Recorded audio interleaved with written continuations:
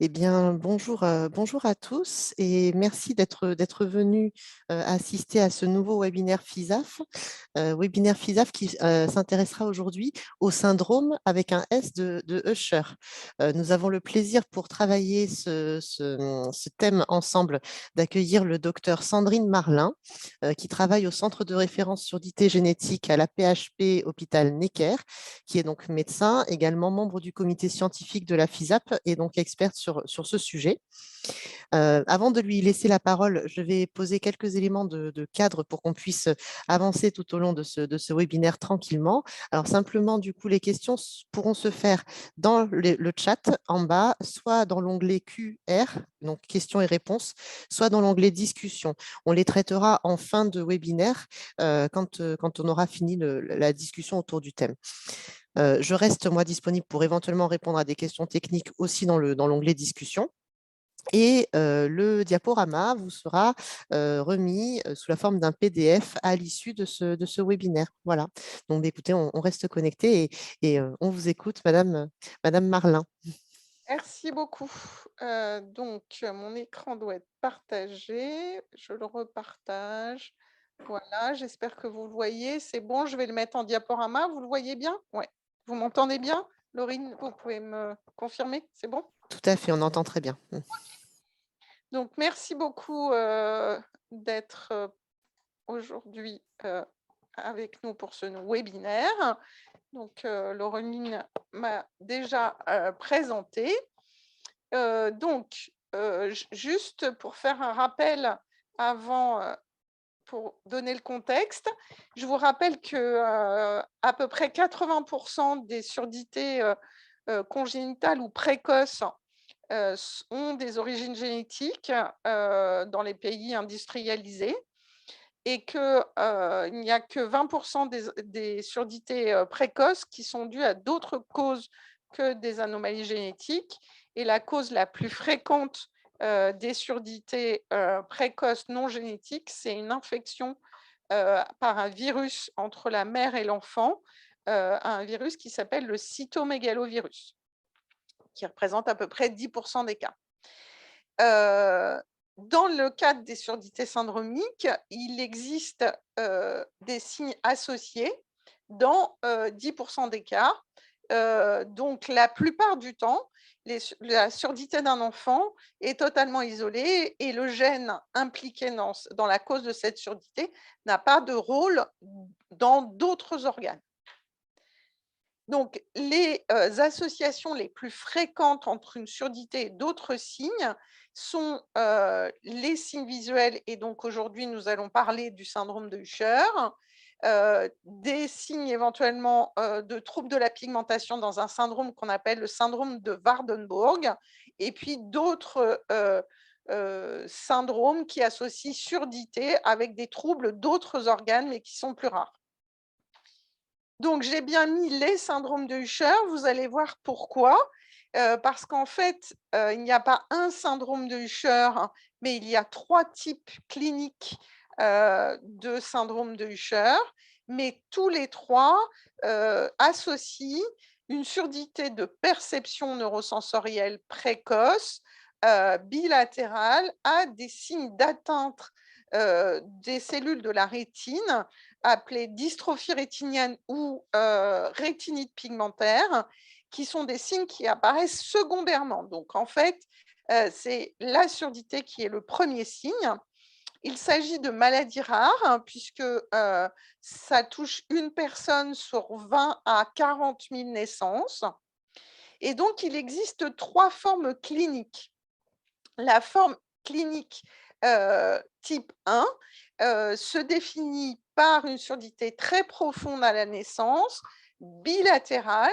Elle s'associe à des troubles vestibulaires étant responsables d'un retard moteur avec un enfant qui tient sa tête tard, qui tient assis tard et qui marche au-delà de 18 mois. Et les signes rétiniens sur lesquels on va revenir secondairement, commencent, avant l'adolescence, en général vers 8-10 ans. La forme de type 2, qui est probablement la plus fréquente, et parfois longtemps non diagnostiquée, va entraîner une surdité précoce à la naissance aussi bilatérale, mais cette surdité n'est jamais profonde. Il s'agit d'une surdité de perception moyenne bilatérale ou sévère bilatérale. Par contre, cette surdité peut s'aggraver avec le temps, avec certaines personnes qui vont avoir une surdité profonde, nécessitant une implantation cochléaire à l'âge adulte.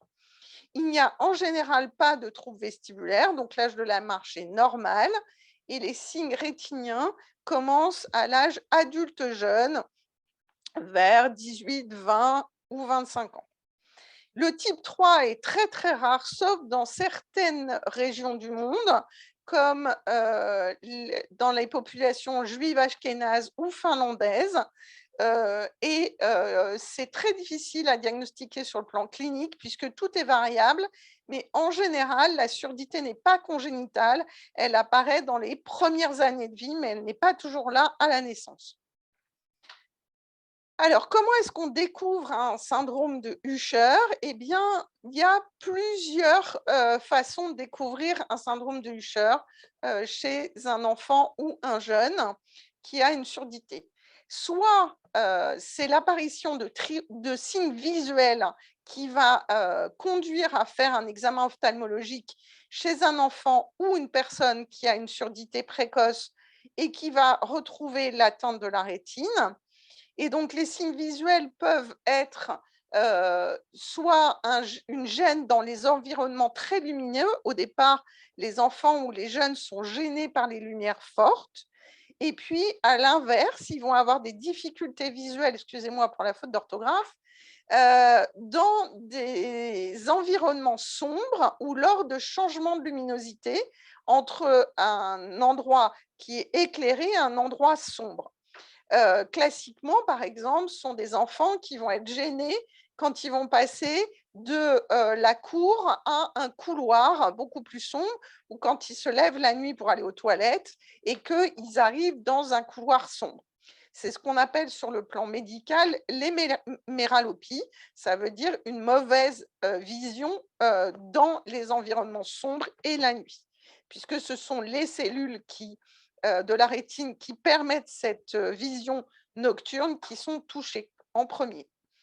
Puis, il va y avoir petit à petit une restriction du champ visuel périphérique avec une atteinte sur les côtés qui va aller vers le centre, qui va entraîner éventuellement des chutes inhabituelles, des jeunes qui se cognent dans les meubles ou dans les objets alors qu'il n'y a aucune raison qu'ils n'ont pas trébuché.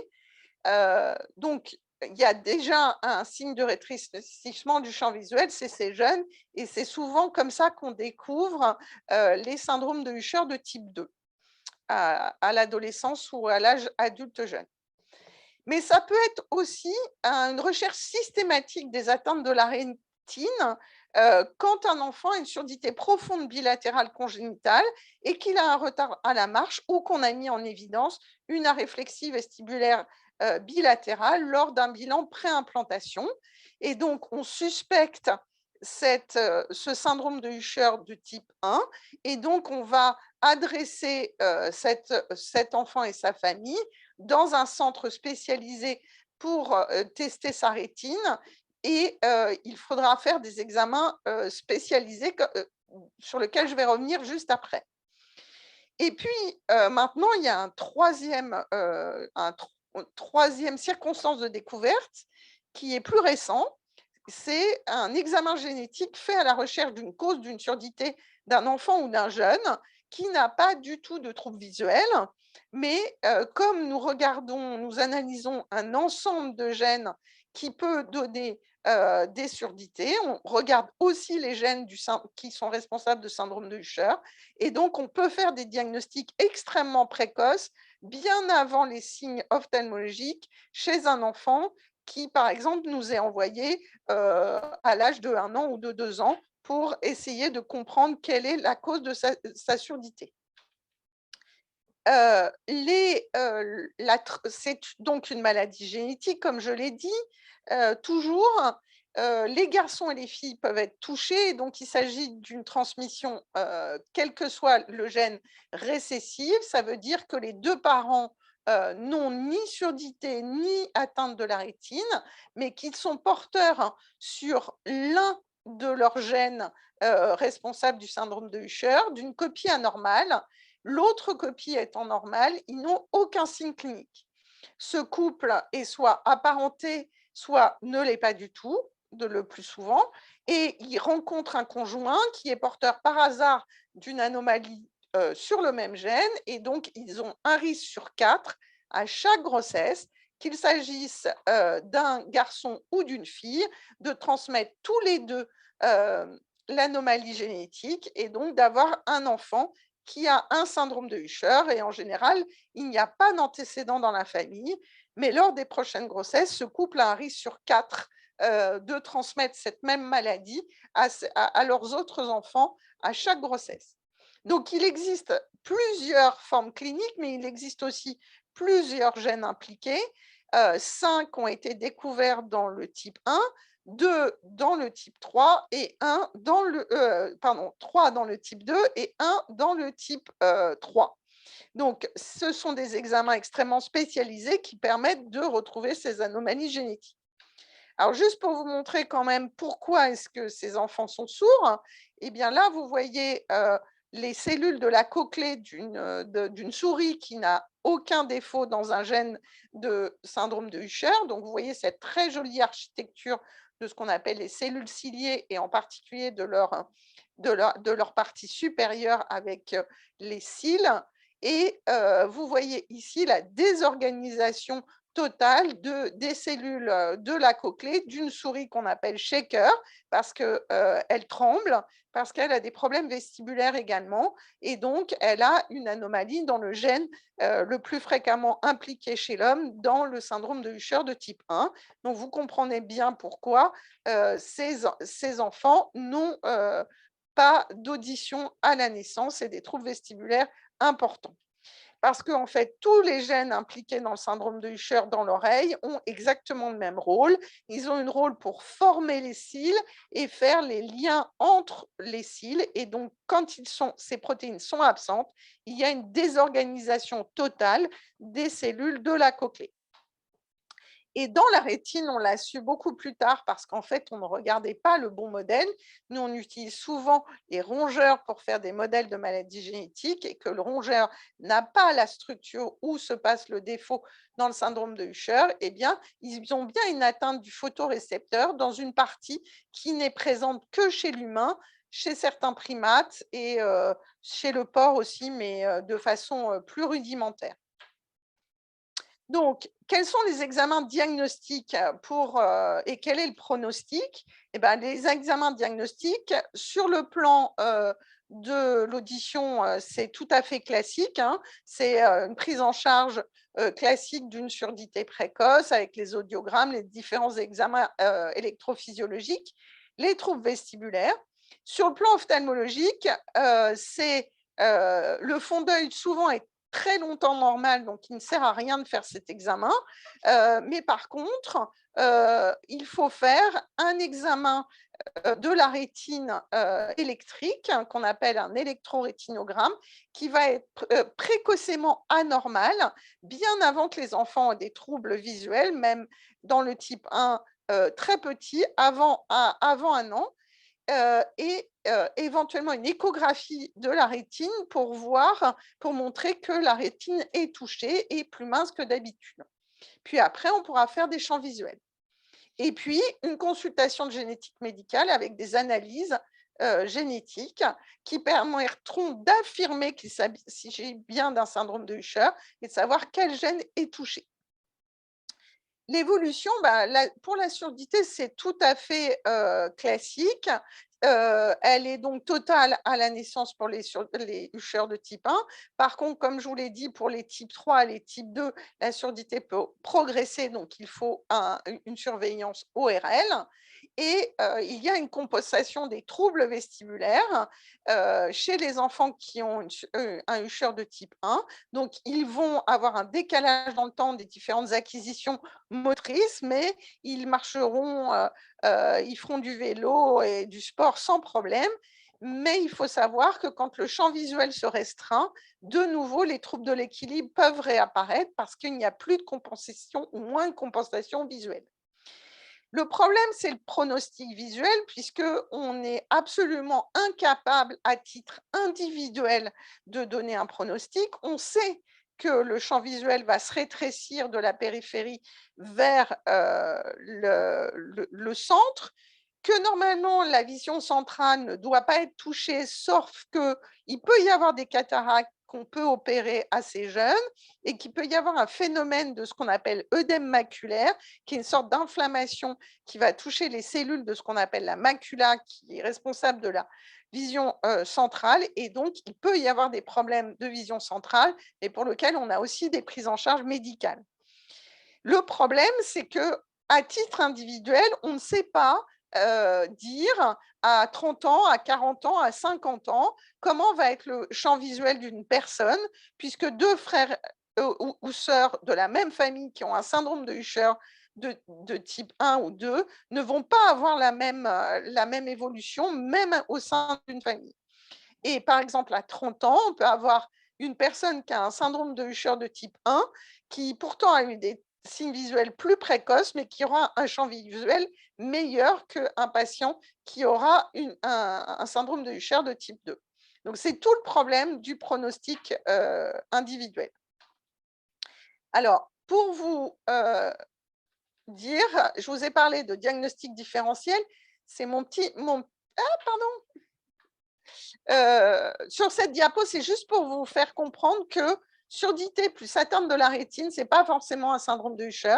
Donc, vous voyez, il y a plein de syndromes différents qui peuvent donner une atteinte et visuelle et auditive, que ce soit des malformations de l'œil, mais aussi des atteintes de la rétine. Donc, il faut toujours une confirmation génétique pour être sûr qu'il s'agit bien d'un syndrome de Usher.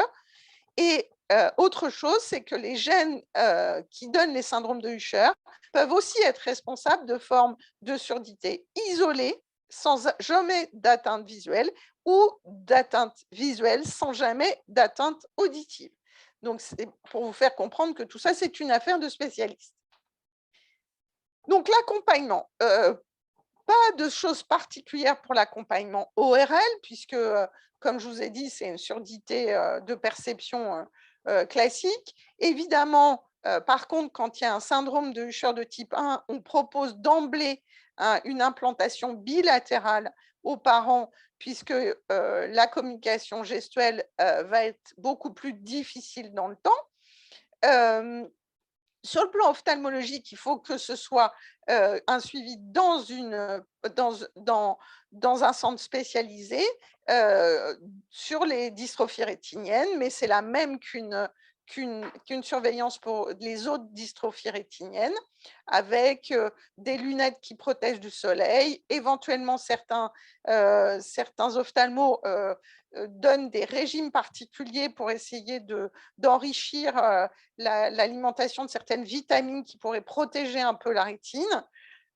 Et puis, sur le plan génétique, eh bien, il faut donner un conseil génétique aux parents pour leur dire comment le risque qu'ils ont pour une future grossesse, ou pour que leurs enfants eux-mêmes aient des enfants qui ont un syndrome de Usher s'ils le souhaitent. Donc, il faut donner cette information. On peut aussi faire des diagnostics génétiques chez les apparentés s'ils le souhaitent. Et les parents peuvent faire appel à nous pour un diagnostic prénatal ou préimplantatoire pour une future grossesse. Enfin, il existe des essais thérapeutiques assez nombreux sur le syndrome du Usher aux États-Unis, mais aussi en France, qui ont montré des preuves de concept chez les animaux et quelques débuts d'essais cliniques chez l'homme. Mais on a des difficultés parce que ces gènes sont très grands, donc pour les emmener dans la rétine, puisque c'est l'endroit où on n'a pas de traitement, eh bien c'est compliqué.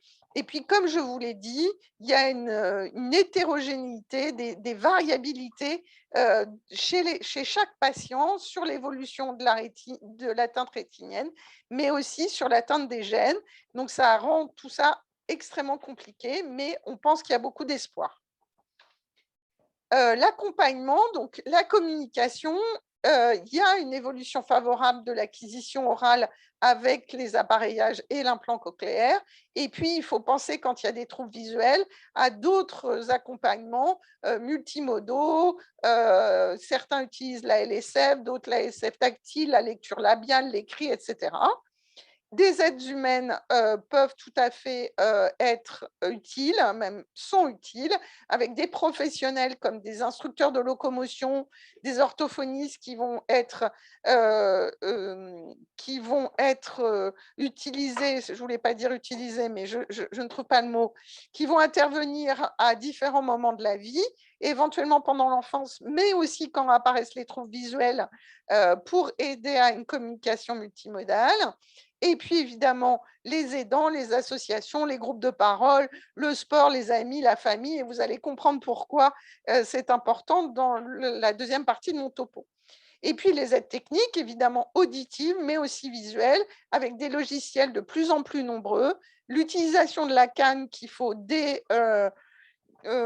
dont il faut parler pas trop tard, parce que sinon c'est un diagnostic supplémentaire, et puis les chiens qui peuvent être aussi très utiles pour faire du lien et pour se déplacer. Donc, dans la dernière partie, je voudrais vous montrer une partie de l'étude que j'ai faite avec des sociologues et des psychologues dans le cadre d'une recherche sur le syndrome de Usher sur 5 ans, qui a été financée par l'ANR. Donc, c'est une recherche intégrative où on a à la fois questionné des personnes atteintes de... Alors, c'est que des adultes, hein, de syndrome de Usher, des professionnels du quotidien, des aidants. Ils ont fait des groupes sociologiques d'intervention avec toutes les méthodes pour pouvoir communiquer avec toutes les personnes et en multimodal. Et après, on a fait un questionnaire et ce questionnaire a été mis en ligne avec 266 réponses, dont 172 personnes qui ont un syndrome de Usher. Donc, ces personnes nous ont dit qu'en fait, dans leur vie, il y avait eu plusieurs diagnostics et plusieurs annonces.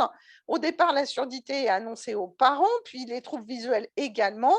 Par contre, les troubles vestibulaires, pardon. Par contre, les troubles visuels peuvent être annoncés aux parents ou aux jeunes lui-même. Ça dépend de comment on a fait le diagnostic. Et puis, il y a aussi l'annonce du diagnostic génétique. Pour certains, c'est un soulagement parce qu'ils ont mis des mots sur des symptômes qu'ils ne comprenaient pas, avec beaucoup de fantasmes, des fois même des fantasmes de mort. Mais ça peut être aussi un vrai choc. Et malheureusement, on voit qu'il y a peu d'accompagnement psychologique au moment de l'annonce, avec des personnes qui pensent qu'ils ont, dans la majorité, pas reçu l'aide adéquate ou ont voire eu des pensées suicidaires. Et qu'il y en a encore un quart qui sont en détresse au moment où ils remplissent le questionnaire. D'autre part, on voit qu'il y a des besoins de formation pour pouvoir sensibiliser les ophtalmologues qui ne connaissent pas bien, mais aussi qu'il n'y ait pas, comme je vous l'ai dit, un lien direct entre le type 1, c'est beaucoup plus grave que le type 2, et puis les mots des mots, avec des mots qui sont parfois très mal vécus, comme mauvais, défectueux, à réparer, etc. Le problème de la canne, comme je vous ai dit, qui est souvent une annonce de perte de vue brutale alors que ça ne devrait pas être présenté comme ça, et l'information sur les aides pratiques. Donc, on pense qu'il faut donner du sens, qu'il faut intégrer cette pathologie dans l'identité de la personne, qu'il faut sûrement prendre le temps aussi pour avoir un diagnostic génétique, et qu'il faut penser aux proches et aux aidants. Qu'il faut essayer d'anticiper les émotions négatives avec la pertinence d'un suivi pour l'acceptation et l'engagement de tous. Enfin, on a besoin d'un suivi sur la durée, ce qui est très important. On a interrogé ces personnes sur est-ce qu'elles voulaient être traitées. Donc, vous voyez que, en fait, certains ne savent pas, hein, il y en a déjà pas mal. Et après, la plupart des personnes qui ont répondu sur oui, je voudrais qu'on arrête l'évolution de mes troubles visuels. Certains aimeraient à la fois qu'on arrête l'évolution des troubles visuels, mais aussi qu'on répare leur audition. Vous voyez, c'est à peu près 55% des personnes qui disent oui sur j'aimerais avoir un traitement. Mais quand même, beaucoup disent que pour la vision parce qu'ils ont intégré dans leur identité la surdité. Et donc, mais ils se posent beaucoup de questions, ils aimeraient avoir plus d'informations et ils ont un peu peur de tous ces traitements. Donc, le besoin d'information, il est partout, en fait, parce que beaucoup de gens ne connaissent pas cette maladie rare. Donc, ils ont besoin d'informations sur l'aspect médical, mais aussi sur l'aspect technique et les aides humaines dont ils pourraient avoir besoin, comme les droits, les démarches, les aides techniques, les aides humaines, et ils auraient besoin d'avoir un endroit où on centralise tout ça pour pouvoir les aider. Donc, il n'y a pas un syndrome de Usher, il n'y a pas une personne qui a un syndrome de Usher, mais beaucoup. Et donc, il y a une complexité de cette pathologie pour les gens en fonction du contexte. Et en fait, en fonction de l'endroit où ils vont être, en fonction de plein de choses autour d'eux, ça va changer. Et ça, c'est très compliqué à faire comprendre. C'est pas stationnaire, c'est pas d'un moment à l'autre, les difficultés vont s'aggraver ou s'amenuiser. Ce sont, comme ils disent, des aveugles qui voient en fonction des situations. Et ça, c'est très important à faire comprendre, c'est qu'il y a des vécus au quotidien qui sont très variables. Et donc, il faut prendre en compte cette variabilité. Il y a des personnes qui utilisent une canne, il y a des personnes qui n'utilisent pas une canne, il y a des personnes qui utilisent des moyens de communication très variés, souvent bilingues, multimodales. Et ceux qui n'ont pas cet accès à une communication multimodale sont les plus à risque. Enfin, comme je vous l'ai dit, il y a tout un travail identitaire vis-à-vis de l'évolution des troubles visuels, parce qu'il faut renoncer à être vu autrement. Il faut aussi qu'il y ait des partages entre les différentes personnes. Il y a besoin d'anticipation positive et ils souhaitent en fait avoir accès librement aux aides et aux informations quand ils le veulent, de leurs initiatives et sans entrave. Enfin, ils nous ont montré qu'il y avait des obstacles qui étaient socialement construits, c'est-à-dire que c'est un diagnostic qui fait peur, c'est un diagnostic qui fait peur à tout le monde, ça fait peur aux soignants, ça fait peur aux aidants, ça fait peur à la personne elle-même. Et quand l'enfant est petit, ça fait peur aux parents et à la famille. Et que parfois, on va empêcher cet enfant ou ce jeune de faire des choses qu'il aimerait faire, qui sont sa passion, parce qu'il ne pourra pas plus tard. Et ça, les personnes disent que c'est très délétère et qu'il ne faut pas avoir cette logique de couloir. Il faut essayer d'anticiper, mais aussi de permettre d'avoir différentes trajectoires dans la vie. Eh ben, tu peux le faire maintenant, c'est génial si c'est ta passion, mais il ne faut pas te mettre en danger et plus tard, peut-être qu'il faudra changer d'activité, de métier, d'activité extrascolaire, etc. L'accès au travail et au droit est très compliqué, ça épuise, ça fait des problèmes d'éclatement identitaire. Donc maintenant, on a progressé grâce à cette étude, il y a une nouvelle reconnaissance de l'aspect surdicécité et on a été aidé, on n'a pas été tout seul, mais ça a permis vraiment d'appuyer sur le fait que ça devait être considéré comme un handicap à part entière et pas l'association de deux handicaps. Donc voilà, je vais finir par quelques mots. Il faut informer, il faut centraliser, il faut accompagner, il faut valoriser toutes les solutions alternatives et positives pour ces personnes. Donc, encore une fois, c'est un questionnaire qui a été fait avec des retours de personnes adultes qui ont un syndrome de Usher. Donc, quelles sont les ressources sur lesquelles on peut se baser? Ben, il y a notre réseau de filières santé maladies rares avec des centres pour le diagnostic et la prise en charge à la fois du point de vue visuel et du point de vue auditif et du point de vue vestibulaire, avec aussi des ressources pour les patients, avec différentes modalités, en particulier des tutos en langue des signes.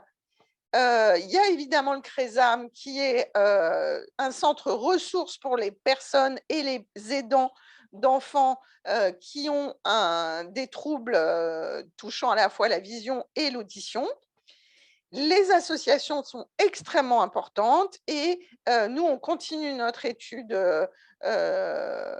socio et psycho avec mes collègues et vous pouvez trouver des informations sur le HTTP que vous avez en bas. Et puis, je voudrais juste faire, comme je suis présidente de l'ACFOS, je ne peux pas m'en passer, je vais quand même vous avertir qu'il y a le prochain congrès ACFOS qui est en novembre de cette année, qui aura lieu à Paris, dans l'espace Charenton aussi, et sur le thème surdité et handicap associés, et que nous traiterons à la fois du diagnostic et de l'accompagnement des enfants qui ont une surdité et des troubles visuels. Voilà, je vous remercie de votre attention. Ah bah dis donc, j'ai été bonne, 16h01. Waouh! Parfaite, parfaite. Eh bien, écoutez, on va peut-être commencer par les premières questions qui sont arrivées. Alors, on a Régine qui nous demande la photophobie présente dans un premier temps est-elle due à l'immaturité des cônes qui vont se densifier dans la zone fovéale et ou à des phénomènes de contact et d'adaptation au traitement et de la lumière ou à d'autres phénomènes? En fait, c'est en fait, les photorécepteurs sont les premiers à souffrir dans la zone périphérique et tout ce qui est traitement de la lumière va être compliqué, que ce soit dans les 2 contrastes, à la fois dans l'obscurité, mais aussi dans les lumières fortes. Ok. Alors, j'espère qu'elle a entendu parce qu'elle nous informe qu'elle est aussi dans un train et qu'elle écoute avec le réseau qui est compliqué. Mais si besoin, elle pourra regarder le replay. Peut-être une autre question et qui vient en lien directement à ce que vous avez mis à la fin.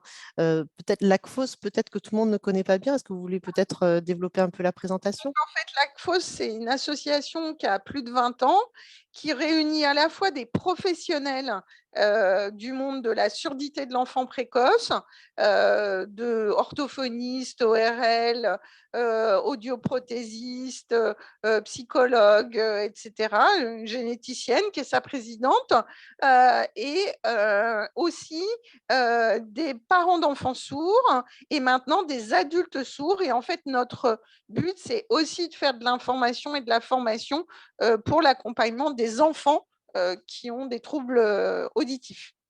Et donc, on a un colloque tous les ans. Ok. Ok, ok. Alors, peut-être que les participants peuvent nous mettre quelques petites questions dans le chat. Alors, j'en ai une qui arrive. Question qui nous demande, comme il s'agit d'une maladie rare, y a-t-il des différences sur la prise en charge de ce syndrome et des démarches pour sa reconnaissance, dans la mesure où c'est une maladie rare?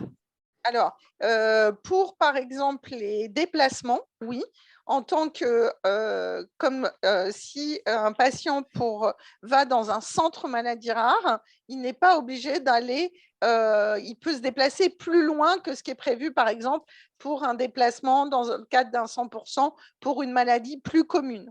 Nous, on a le droit de faire une acceptation pour la sécurité sociale, parce qu'on a une case particulière. Et puis, ça aide aussi beaucoup pour les dossiers administratifs, d'avoir une prise en charge dans un centre de référence. Voilà, et puis en fait, il y a quand même le diagnostic et le soin pour certaines pathologies très rares ne se fait que là. Et la recherche aussi, hein, puisqu'on est très souvent chercheur, comme moi, dans ce domaine, aussi, également. Voilà, et ça a permis le travail qu'on a fait, donc du coup, d'une reconnaissance, meilleure d'un décret qui est sorti sur la reconnaissance de ce handicap particulier, qui est ce qu'on appelle surdicécité. Voilà, donc les choses avancent parce qu'avant, c'était très compliqué de faire reconnaître, ce handicap. La MDPH jugeait, la sévérité du problème auditif, plus la sévérité du trouble visuel, mais qui était souvent très mal apprécié parce que le champ visuel n'était pas vraiment pris en compte.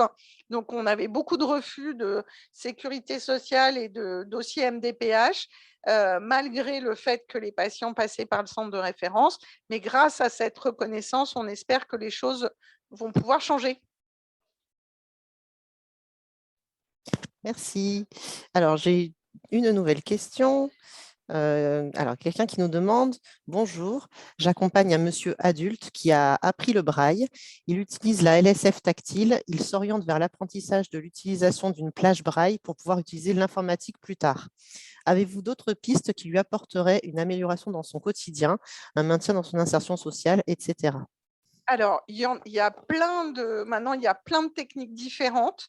Je pense que le mieux, ça serait que cette personne se mette en relation avec le CRESAM pour pouvoir lui donner des choses très concrètes sur sa situation personnelle, parce que vraiment, c'est du cas par cas, hein, pour pouvoir voir comment on peut l'aider avec des aides techniques, pour la communication et les tâches du quotidien, et qu'il puisse continuer à être inséré dans la société, pour tout ce qu'il souhaite.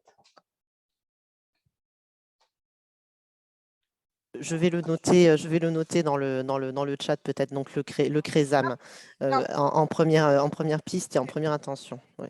Un peu vite, mais c'est donc des professionnels qui sont spécialisés dans les troubles, sensoriels, associés, surdité plus, troubles visuels, et en fait, il y a des professionnels de différents mondes, et ils sont, sollicités soit par une équipe médicale, soit par les personnes elles-mêmes pour faire un bilan de cette personne dans son environnement particulier, pour pouvoir aider sur des questions particulières. Ça peut être pour l'école, ça peut être pour le travail, ça peut être pour le logement, ça peut être pour plein de choses.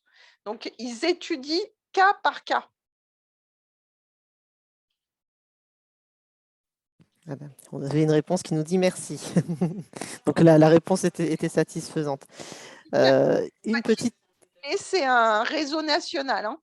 Donc, il n'y a pas de problème.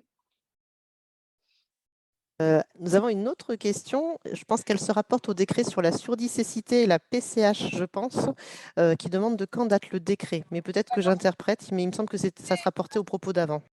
Alors, je ne voudrais pas faire d'erreur, mais je vous mettrai le lien, si vous voulez. Je crois que c'était il y a 2 mois, quelque chose comme ça. Mais je pourrais vous envoyer le lien pour que vous le fassiez partager. Voilà, C'est ça noté. avance. C'est pas encore parfait, hein, mais ça avance. C'est ça. Ce sont des avancées, on prend. Une autre question qui demande, bonjour, quelle est la supplémentation vitaminique recommandée pour prévenir l'atteinte rétinienne? Alors, je ne suis pas ophtalmologue, et en fait, ce n'est pas fait dans tous les centres parce que les preuves médico-scientifiques, sont pas unanimes. Donc, certains centres, donnent certaines vitamines, des vitamines A, je crois, mais je suis pas ophtalmo, donc je ne prescris pas ces vitamines moi-même. Aussi des régimes, riches en oméga 3, mais encore une fois, c'est pas fait partout. Donc, il faut vraiment voir avec le centre de référence, sur le plan ophtalmologique, qui suit, chaque personne. Bon, ben voilà, la réponse est donnée. Très bien. Nous avons un commentaire simplement qui précise effectivement que le fameux décret date, ou daterait en tout cas, d'une proposition avril 2022 et sera mis en œuvre dès janvier 2023. Voilà, C'était pas loin, c'est ça, c'est bon. exactement. Très bien. Je regarde si nous avons d'autres questions. Alors, ce décret, nous demande Arnaud, permettrait de toucher à la fois le forfait surdité et cécité. Je vous laisse répondre, mais En fait, moi, je ne sais pas si… Est-ce que Sophie Dalé-Nazebi est connectée ou pas? C'est la sociologue qui a travaillé avec moi sur le projet et c'est elle qui m'a mis au courant de cette belle avancée. Et c'est peut-être Sophie qui a le plus de données là-dessus que moi. Donc, je ne sais pas si elle est… Je sais que je lui ai dit que j'allais faire le webinaire, mais je ne sais pas si elle est connectée. Bon, alors je regarde, mais alors si jamais c'était le cas, elle peut aussi se manifester sinon dans le chat, mais je fais le… donc, le mieux, ça serait, pour pas dire de bêtises, parce que je l'ai lu au moment où Sophie m'a fait part de cette belle avancée auquel on a participé, mais j'avoue que ce sont des termes un peu, voilà, hein, vous voyez, des décrets particuliers, et donc je ne me souviens pas de tout. Donc, je préférerais que vous envoyiez le lien et que vous le lisiez vous-même. Voilà. C'est bien noté. Alors, nous avons des nouvelles questions qui arrivent en dessous. On nous demande où en sommes-nous côté recherche en France et aux États-Unis? Alors, comme je l'ai dit, alors, déjà, il y a plus de recherches, les recherches sont plus avancées pour le traitement de la dystrophie rétinienne que de la surdité, parce que pour la surdité, évidemment, on a des appareillages qui sont efficaces pour rendre de la perception. Et donc, on a plus de travaux de ce côté-là. On est la France est un des pays les plus actifs dans le domaine du syndrome de Usher, il s'agit les principaux gènes ont été découverts il y a maintenant 25 ans à l'Institut Pasteur, quand je faisais ma thèse de sciences chez le professeur Christine Petit, et donc il y a toujours eu des études au fur et à mesure, donc on a eu du mal à comprendre quelle était l'anomalie au niveau des cellules, comme je vous ai dit, parce qu'on n'étudiait pas les bons modèles, et puis donc on a pris du retard sur le plan du monde entier, hein, c'est pas que en France.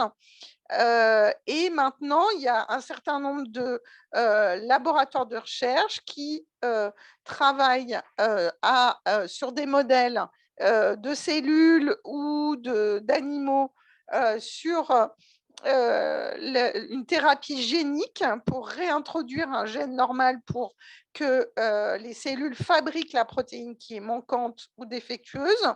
Et donc, il y a eu, ça a commencé par, si je me souviens bien, la myosine θ, et c'était un essai entre la France et les États-Unis. C'est souvent des essais qui ne sont pas que dans un pays, parce que c'est des maladies rares. Donc, il faut, pour pouvoir avancer, il faut le plus de patients possible. Et donc, on ne peut pas se contenter d'un seul lieu. Donc voilà. Et actuellement, il y a certains essais qui ont été arrêtés. Il y a certains essais qui sont en cours, par exemple pour le syndrome de Usher de type 2. Et certains protocoles ont été aussi arrêtés et d'autres recommencent sur des formes plus sévères de rétine.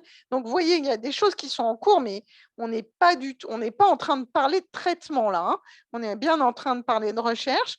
Par contre, il y a déjà des traitements issus de la thérapie génique pour des formes d'atteinte de la rétine sans trouble auditif.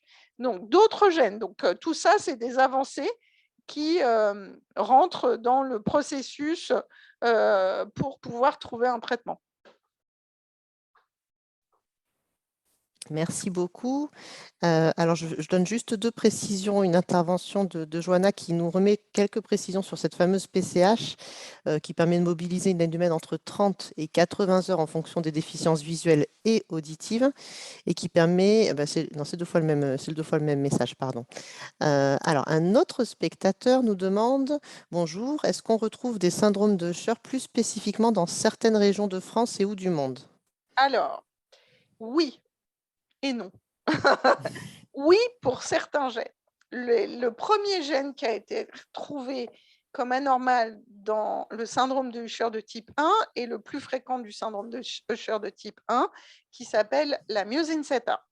Il se trouve qu'il y a il y a eu, mais c'est moins maintenant qu'il y a eu des brassages, il y a moins de ça, plus d'enfants qui avaient ce syndrome dans la région de Vendée et des Deux-Sèvres, autour de Poitiers. Donc vous voyez que voilà, on comprend pourquoi le Crésam est là. C'était aussi l'endroit où il y a eu la première école pour enfants sourds-aveugles en France.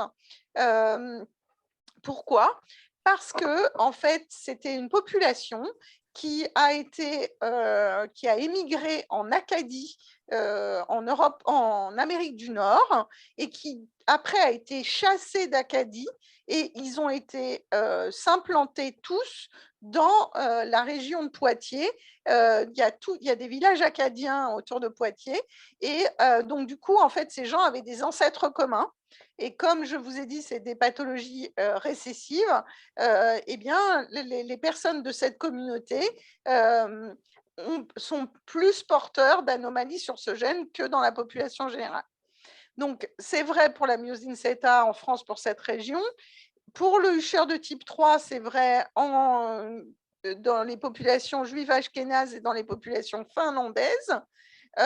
C'est beaucoup plus rare. Et puis, certaines mutations de certains gènes sont retrouvées plus dans certaines populations que d'autres, mais c'est très fréquent en matière de génétique, ça. En fonction de nos ancêtres, on n'est pas identique sur le plan de la génétique.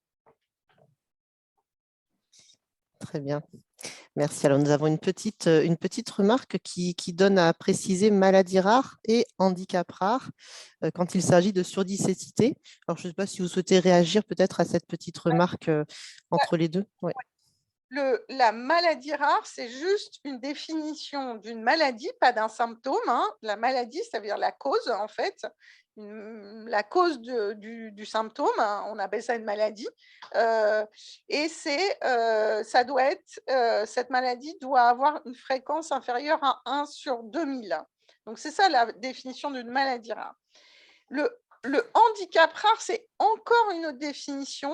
C'est une définition très particulière qui a été refaite il y a pas si longtemps que ça, avec dedans du handicap psychique ou intellectuel. Donc, c'est encore autre chose. Ce n'est pas le handicap complexe non plus. Donc, voilà, chaque mot a une définition. Voilà. Après, on peut débattre du poids d'un mot, mais il se trouve que là, il y a des définitions officielles. Donc après, en fonction de sa spécialité, de son métier, on va avoir, comme partout, hein, les plombiers, ils ont un jargon que moi, je ne connais pas forcément. Eh bien, en tant que médecin, souvent, par exemple, on parle de patient. Voilà, c'est une façon de parler. Ça veut pas vraiment, ça n'a pas forcément une signification morale ou particulière. Donc le mot maladie, le mot handicap, c'est pas la même chose, mais les gens y mettent parfois des choses différentes, mais il y a des définitions. Voilà. Oui, oui, je disais, il y a une réaction sur ce que vous disiez. Il disait, le handicap rare n'est-il donc pas le sensoriel plus une autre déficience? Non, la définition de handicap rare, c'est très particulier sur le plan, en tout cas, de la CNSA, etc. C'est pas, dedans, il y a des déficits intellectuels ou psychiques. Donc, Et donc, c'est vraiment une définition particulière. Après, ça dépend que si vous voulez parler à une personne de la CNSA pour un dossier MDPH ou si vous parlez avec votre médecin ou votre conjoint pour donner cette notion de rareté sur un handicap. Voilà, donc il y a les handicaps rares, il y a les handicaps complexes, voilà, c'est des définitions. Voilà. Donc, Merci beaucoup. Et du coup, j'en profite, quelqu'un nous a mis le lien vers l'arrêté du mois d'août 2000 relatif à la définition du handicap rare. Je le partage pour tout le monde dans le chat. Hop, voilà. Et merci beaucoup, Pauline. Alors, une autre question, Madame Marlin, on nous demande, alors, quelqu'un qui nous dit bonjour, j'accompagne 3 enfants malentendants dont les parents sont malentendants et atteints de rétinite pigmentaire. Où faire le diagnostic? Pour les enfants, je présume. alors, s'il est bien dans un centre de référence. Donc, si vous voulez, si ses parents souhaitent faire le diagnostic, on peut passer par la génétique s'ils ne souhaitent pas forcément aller voir un centre d'ORL, par exemple. Je ne sais pas si c'est des parents qui utilisent la langue des signes. Et donc, ces personnes peuvent se tourner vers une consultation de génétique spécialisée dans les surdités. Et ça, pour ça, on peut trouver le réseau sur le site de Sangène. Moi, je coordonne tout le réseau. Et donc, le site coordinateur est à Paris, à Necker, mais il y a 25 sites autour auxquels on peut s'adresser. Très bien. Alors, une autre question. A-t-on remarqué des similitudes dans l'évolution du syndrome de Usher de type 1 ou est-elle très singulière d'une personne à une autre? Alors, sur le plan auditif et vestibulaire, c'est quasiment toujours pareil. Le vestibule, il peut y avoir des petites variations d'une personne à l'autre, mais globalement, c'est une surdité profonde congénitale bilatérale très profonde, pour lequel, si on met un appareillage classique, il n'y a pas de gain quasiment de l'audition, avec une atteinte vestibulaire profonde bilatérale. Sur le plan visuel, il y a un schéma, mais c'est variable d'une personne à l'autre. Les troubles visuels, souvent, commencent avant l'adolescence. Mais après, leur évolution est lente, mais donc c'est jamais des personnes qui deviennent aveugles d'un moment à l'autre. D'ailleurs, la plupart des patients qui ont un syndrome du Usher ne sont pas aveugles et ne le seront jamais. Et c'est très, très variable d'une personne à l'autre, même avec la même atteinte génétique. Très bien. Une autre question, et ce sera peut-être la dernière ou l'avant-dernière. Alors, si vous en avez encore, mettez-les rapidement dans le question-réponse. Alors, une question de Martha. Pour les enfants qui ont une surdité, mais pas encore d'atteinte visuelle, y a-t-il des psychologues dédiés au sein de l'association disponible pour les patients des DOM-TOM? Très bonne question. Je ne sais pas. Il faudrait que je me renseigne. Voilà. Je peux me renseigner. Si vous m'envoyez un mail, je peux essayer de me renseigner. Alors, à la limite, peut-être, on va noter cette question en particulier, puis à l'envoi du PDF, on pourra rajouter peut-être ce type d'information en complément si jamais il y a quelque chose de particulier qui existe. Peut-être ça serait plus simple de rentrer en contact avec cette dame pour qu'elle me donne plus d'informations, pour que je sache mieux, parce que Dom-Tom, vous voyez, c'est large. Donc, voilà, et puis savoir exactement, enfin voilà, je pense que ça demande une réponse particulière. Donc, je préférerais avoir un lien via vous, si vous voulez, mais particulier avec cette dame pour pouvoir mieux lui répondre. Tout qu'il faut. Madame Martha, mettez-moi dans le question-réponse votre mail que je puisse le transmettre au docteur Marlin. Comme ça, vous pourrez être en lien directement. Voilà. Et quelqu'un qui demande en dessous, du coup, pour la réunion, par exemple, mais j'imagine que la réponse sera la même. Alors, pour la réunion, il y a plus Ah. de ressources. Mais oui, je veux bien vous aider. Donnez-nous votre mail et on peut essayer de vous aider. Mais c'est mieux que j'ai un peu plus de renseignements plutôt que je fasse des réponses générales qui ne vont peut-être pas convenir. Bien sûr. Bien sûr. Eh bien, écoutez, voilà, n'hésitez pas à nous laisser vos adresses mail justement dans ce question-réponse pour qu'on puisse apporter plus de compléments. J'attends voir si je fais le tour. Nous avons d'autres questions, mais non, là, c'est les mails. OK. Bon, ben, je les note et je les fais passer au docteur Marlin. Mais peut-être, du coup, je vais vous laisser le mot de la fin, mais avant cela, je vais vous adresser, ben, au nom de, j'espère, les participants qui étaient avec nous et nous-mêmes à la FISAF, un grand merci pour ce webinaire qui est très riche en enseignements et en connaissances et qui nous permet d'apprivoiser, de bien comprendre de quoi il s'agit au niveau de ces syndromes et d'un point de vue médical comme de l'environnement autour de cette handicap. Voilà, peut-être le mot de la fin pour vous, si vous le souhaitez. Merci beaucoup, en tout cas. Pour cette proposition parce que c'est toujours très important. Vous avez vu, on a tous, les patients disent qu'ils ont vraiment besoin qu'on donne des informations et qu'on leur donne des informations. Donc, c'est très, très important. Nous, dans la suite de notre étude sciences humaines et sociales, moi, je souhaiterais qu'on essaye de faire ce qu'on appelle un projet d'ETP pour pouvoir aider les gens à participer à leur, à leur accompagnement et pour pouvoir leur donner tous les éléments qu'ils souhaitent. Et donc, si on arrive à monter ça, je vous en ferai part. Ça sera une grande joie. Très bien. Très bien, très bien. Eh bien, il est temps du coup de clôturer ce webinaire. Merci à vous tous. Merci, docteur Marlin. Et puis à une prochaine fois. Sachez simplement que ce webinaire sera disponible d'ici quelques jours pour nos abonnés plateforme en replay sur la plateforme collaborative de la FISAF. Voilà. Bonne fin de journée à tous et merci. Bonne journée. Au revoir. Au revoir.